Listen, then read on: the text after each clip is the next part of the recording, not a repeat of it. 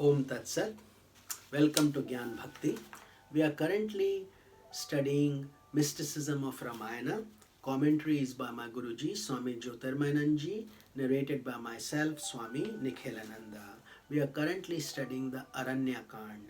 Yesterday we had covered Sarup Nakha and the story of her going and telling Ravana and Ravana creating a plan to kidnap Sita. So let's continue from there. In accord with the plot of Ravana, Maricha assumed the form of an extraordinary deer whose body shone like gold. Seeing that deer frolicking near her cottage, Sita became enchanted with it and asked Rama to capture it for her. Eager to please Sita, and at the same time inwardly aware that the divine plan was unfolding, Rama ran after the deer as it appeared and disappeared, luring him deeper and deeper into the forest. Knowing that the deer was not an ordinary deer, but the demon Maricha, Rama discharged a sharp arrow with the intention of destroying him. As the arrow pierced his body, the demon deer let out a great shriek and fell, but before he died, Maricha used his demoniac magic one last time.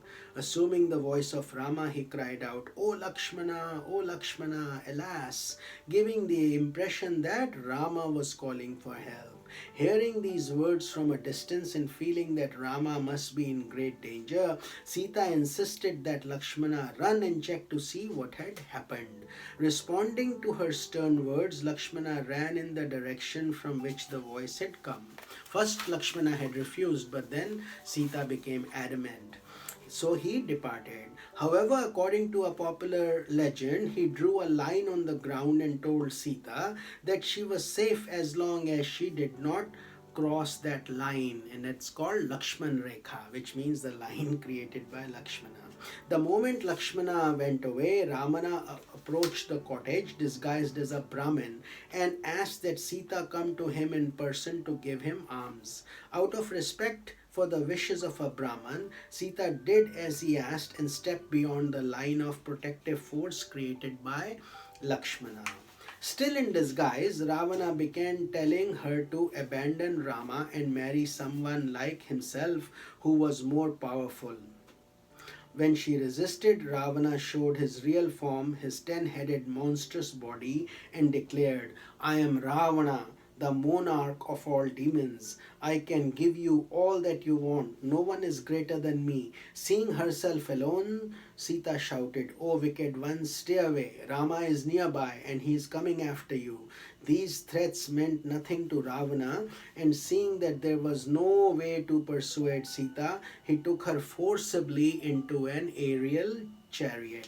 They flew off through the sky as Sita wept and cried out for help to all below. Seeing Sita being kidnapped by Ravana, Jatayu, an aged vulture king who was a great devotee of Rama, flew out of his nest to help her. With his wings unfurled, he shouted, O daughter, do not be afraid. I am going to kill this demon. Thus saying, Jatayu rushed after Ravana like a thunderbolt descending on a mountain peak. He threw Ravana down from the chariot and then pecked on his head so severely that Ravana became unconscious for a short time. When he came back to normal consciousness, Ravana took his sharp sword and cut off the wings of Jatayu. Jatayu then fell on the rocks, badly wounded, waiting to depart from this world. As they continued to fly in that aerial chariot, Sita looked down and saw monkeys seated on the mountain. She quickly threw down some of her ornaments and a piece of her sari, calling to them, If Rama ever comes this way, please show these to him and tell him how Ravana has kidnapped me. After crossing the ocean, Ravana brought Sita to Lanka, his capital, and placed her in a grove of Ashoka trees, which had thick foliage and glistening leaves. He tried again and again to persuade Sita and even to frighten her into becoming his queen. But no matter how he tried, she would not yield to his wishes. Therefore, he allowed Sita to stay in the Ashoka grove but asked his demon attendants to to continue using all possible means to get her to agree to marry him. Resisting all forms of persuasion, Sita continued to pass her time repeating the divine name and meditating on Rama. In the meantime, Rama met Lakshmana on his way back, and together they returned to the cottage. They discovered that Sita was gone, and Rama was overcome with immense grief, asking every tree and vine if they had seen where she had gone. As he was looking for Sita, Rama encountered great Jatayu lying on the ground, wounded, waiting to depart from his body, with his mind focused on the lotus feet of Rama. Seeing his friend and devotee in that state, Rama placed his hand over the head of the dying vulture. The moment Jatayu felt that hand, all his agony disappeared. He looked at the divine face of Rama and said, "O Lord, Ravana has brought me to this condition. It is he who has stolen Sita." Then Jatayu departed, and as he did so, his astral body assumed the form of Vishnu with 4 arms, golden apparel, and a blue complexion. Mystical meaning: the colorful account of the kidnapping of Sita is actually a portrayal of the mystic predicament into which every soul has fallen into.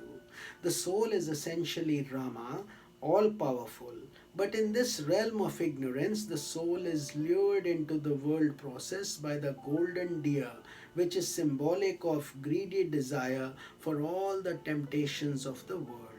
In this pursuit, one sometimes feels that what he desires is close at hand and that he will get it at any moment. Or at other times, he realizes that what he desires is far away, eluding his grasp. This form of allurement keeps the soul moving on from one embodiment to another. When one goes after temptations, he is not using his intellect. Rather, intellect is left behind, so to speak, under the protection of one's willpower, symbolized by Lakshmana. But if one has gone too far into the world of temptation, willpower becomes weak and intellect is easily overpowered by ignorance, symbolized by Ravana, and thus deprived of the inspiration of the soul. Maricha's role in the Ramayana is most interesting. In the beginning of spiritual movement, an aspirant allows the divine potentiality in him, symbolized by Rama, to strike a blow against greed and craving, symbolized by Maricha, throwing it far away into the shore of the ocean, so to speak. There, it stays in the unconscious, vulnerable to the persuasions of ignorance, symbolized by Ravana, willing to cleverly ensnare the intellect, symbolized by Sita. However, greed, like other mental impurities, is merely a form of imprisoned divine energy. When it is killed or pierced by the sharp arrows of discrimination, its divine counterpart of love and magnanimity emerges. Therefore, speaking in a highly poetic language, mental impurities become joyous when they realize that they are going to be destroyed by spiritual movement and released from their demoniac embodiment.